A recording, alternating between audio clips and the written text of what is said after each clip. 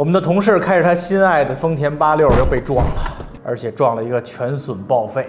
事情经过是这样的，应该是前边 G28急刹，然后蔚来把它追了，奔驰刹住了，然后我也刹住了。先看一下这块吧，这块是我们俩的一个追尾情况。然后荣威也刹住了，荣威当时离我应该有挺远的一个距离，然后后边的 G28没刹住之后把荣威撞了，把荣威往前推了。今天的白话汽车，咱们不说车，做一期节目专门讲讲这次事故，讲讲保险定损，讲讲怎么全损。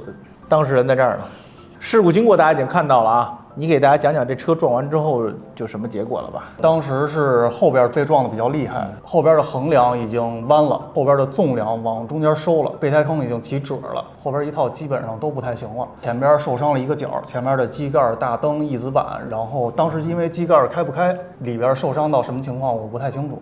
然后这个车呢，撞了之后第一时间的报警，对吧？拿到了事故认定书，全责方是这个 G28是吧？对啊，然后他配合了报警、报案号什么的都给你配合了，对是吧？现场都给了我报案号和事故认定书，那还可以。然后当时撞完之后，我们选择把车拉到了丰田 4S 店。为什么拉那儿呢？当时就觉得这车撞挺狠的，有可能要全损。这点给大家提个醒儿，如果您觉得车撞的事故比较大，有可能要全损的话，拉到 4S 店去。为什么这么说呢？4S 店定损比较权威，保险公司会比较认它那个数，而且 4S 店是比较贵的。如果你拉到一个人的2类修理厂，这个伤可能定完2万块钱，离你全损差特远。4S 店你这定了多少钱？当时应该6-7万啊，这定了6-7万块钱。然后这个车的当时的保单的价格是多少？116000多，116000多。这给大家说说这车的残值是怎么来的啊？是这样的，在保险系统里，我们每一辆车都有一个价值，这个价值是这辆车在今年，你看这个2016年的86，在2024年它的二手车的残值的一个平均值，保险公司大系统算出来的。大家到哪儿能查到这个价格呢？您的车损险保单上有，车损保多少多少，它这车就保116000，是这么一个数额。那么当时定损完之后，修这个车得7万块钱将近。对啊，因为车撞得比较狠了，可能要从日本订一个整个86的车篓子，有可能是切一半换，有可能把整个车篓子换，重新打号。对，周期比较长，也比较贵。这个时候呢，保险公司就要算自己的利益了，对吧？而且咱们也跟保险公司提出了说，我们想全损，我们不想要了。对啊，就是你要不然给我订一个车篓子全换，要不然给我切，那这个车就完蛋了，基本上从驾驶员后面切一刀，然后接个尾上去，成拼接车了。对，所以说保险公司一算，一共116000的车修7万，那他就去巡残了。什么叫巡残呢？就是保险公司如果给你定全损，并不是说把车送报废厂那个砸了，他没那么傻，他给你定了全损，赔你116000之后，这个车他要去卖，他要去一个事故车拍卖专场把它卖掉，然后他赔你116000，减去他卖车的钱是他的损失。对，你这车巡残完之后是多少钱？巡残完之后是67000多啊，等于67000多，等于如果他赔你116000，减去67000，等于他就赔49000。对啊，这保险公司损失是49000，那肯定比刚才修车那7万它合适。对，所以说这车就全损了。这全损的过程怎么样？好走吗？非常坎坷，钱差点没要回来。所以说这就是今天故事的重点。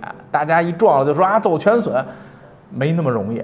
听听他讲吧。首先按照流程，应该是车在拖走之前，先把这个所有的协议什么的全都走完。我当时去找他们确认了，他们告诉我所有的手续都没问题，我才让他们拖的车。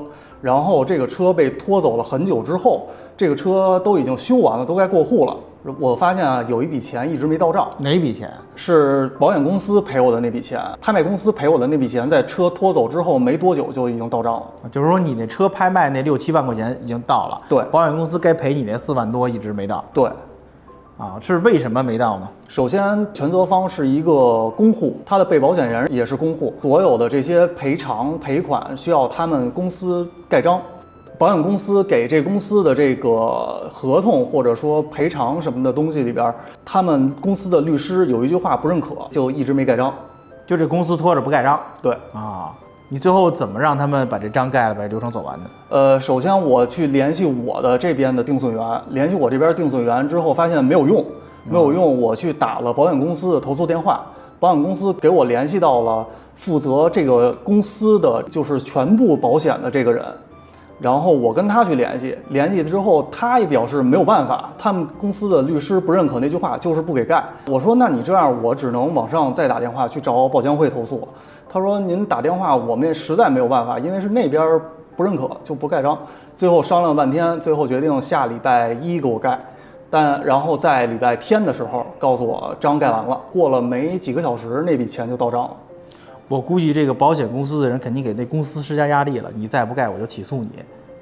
那作为你的律师来讲，你可能要有更大的麻烦。对，你会拿到保险公司的律师函，你会遭到诉讼，然后你要应诉，那你还是把这章盖了，给我老老实实，别给我找事儿，别给我较劲那句话，一定是这么一个过程。对。就是说，当你被撞了，对方全责的时候，对方要配合你定损。定损流程中，如果对方是一个人，他需要通过保险公司的 APP 上传一系列的手续，比如行驶证啊、驾驶证啊，还有他要签字认可这个定损额，就是走我的保险，我全责，我赔你。他配合这个。如果对方是一公司，就像他说的，就得要公司在那个定损承认这个责任，走我保险的合同上盖章。你看他这公司的法务就是卡，就会出问题。所以这是我们走保险的一个非常难受的环节。我一个朋友在跟他差不多的时间遇到一事儿，他骑一个小电动车被一个车给撞了之后，事故责任非常明确，那个汽车的责任。然后但是汽车的那个人就是迟迟不配合定损，就是不上传相关材料，就是一老赖，就赖着就不配合。然后我这个朋友也没办法，最后选择诉讼这个人，但是因为他人基本上没怎么受伤，然后电动车伤也不大，这事儿不大。法院就没有给他立案，结果就没有办法，就吃了个哑巴亏。那大家说这个事儿如果死不定损怎么办？有两个办法，一个办法呢是走你自己保险公司的代位求偿，就是如果你车有车损险的话，保险公司是有这服务的，也就是说咱们自己的保险公司先垫付了，先给赔了，然后他再去跟对方和对方的保险公司沟通，啊，你必须把这流程给我走出来，要不然我会起诉你或者怎么样啊。还有一种流程就是起诉。就是把对方给告了，说他撞了我，这有事故认定书，他的全责，然后他拒不配合赔偿，让法院去判，那这可就费了大劲了。所以当大家遇到事故的时候，第一时间分清责任，找交警开事故认定书啊，法律上把这责任先定了，他撞了我，他应该赔我，这个法律上这个事儿先定了。二，摁着对方报保险，拿到报案号，进入报案流程。三，就是尽可能快的督促对方完成定损流程。公家的该盖章盖章，私人的该上传所有东西上传。如果这中间有卡壳的地方，要逼着他弄。这就是当时我为什么被那大巴撞了之后非常急的一个原因，就是那是一个外地的大巴。当时大家看视频是直接过来，其实他让我和交警在等了1个小时，那车拿不出保单来。我非常害怕他没保险，保险不全，那事儿都大了，好几万块钱损失，对吧？他赔不赔我？而且我当时摁着他要报保险，他的车损险和交强险还不是一公司，要分着报，把2个报案号都给我，我跟保险公司都对接上，我才放他走。如果这些事儿你现场都没弄明白的话，他一旦回了外地，你就很难沟通了。对，有可能找不着人。对，所以这就提醒大家，出了事儿之后，这一系列流程一定要尽快的去走。如果有问题的话，及时发现问题，及时去倒逼他。在车没有修之前，没有被拍卖之前，及时的去解决，啊，这个是我们这次也是一个教训吧。对 ，anyway， 最后钱拿回来了，对，还真不错。前前后后一共用了多久？前前后后大概用了2个多月吧。2个多月的时间，从撞一直到拿到这车全损的钱，啊，然后你最后拿回来多少钱？最后就是11万6，最后拿到了11万6千块钱，然后我们就去挑车了。但是谁也不希望这么换车啊。虽然这个钱，这个16年的86可能现在卖也就是个11、2万、12、13万，可能跟卖车差不多，但是这个过程真的太折磨人了。对，太痛苦了，比卖车痛苦多了。还有一个问题，就他这车还算幸运，就是说他车损险保的这个保额呢，跟车的实际残值差不多。对，如果你遇上那个不合理的就惨了。就我那个马自达 MX-5，那车市场价格现在应该有10几万，11、2万左右吧。车况好的还更多，但是我给那车试过上车损险，保额就给保5万。但如果我那车遇到这种事儿就惨了，就是说他全损只能赔我5万块钱。可是我那车即使撞成这样，残值都不止5万，残值都能卖个7、8万。所以这个时候我们就不能同意全损了，这个时候我们就要求我必须要修，然后你只能开着这个事故车，最后再卖这个事故车，肯定也比那5万块钱多。就是所以说，大家要根据自己车的残值和市场实际价格来确认要不要全损。如果 MX-5出了这个事情的话，我就要坚持在马自达4S店用原厂件，用最好的方式给我修。你修个10万8万你也得给我修，我不接受全损。修完之后，可能一个完美的 MX-5值12万，我这可能值个8、9万，值个7、8万，那也比那5万多。所以大家这个问题也要注意，就是一旦出过大事故，要看一下您的车的这个保单的保额跟它实际的残值有没有差异。大部分车其实差不多，现在保监会的系统很准确，它那个值基本上就是市场上这二手车的价值。今天这期节目就给大家讲的是这件事儿。我希望大家能记住知识点，就是一是定损流程要跟紧，对，千万不要让对方耍了赖定不了。二一个就是要看看咱们车的这个残值是多少，对，别撞大了就推全损，推完亏了发现那全损那比残值还低，那就亏了，是不是？对，而且一定要盯着他们赔钱。不要像我这样一直拖着不管他们，放任他们。对，终究这个钱你有可能不太好要。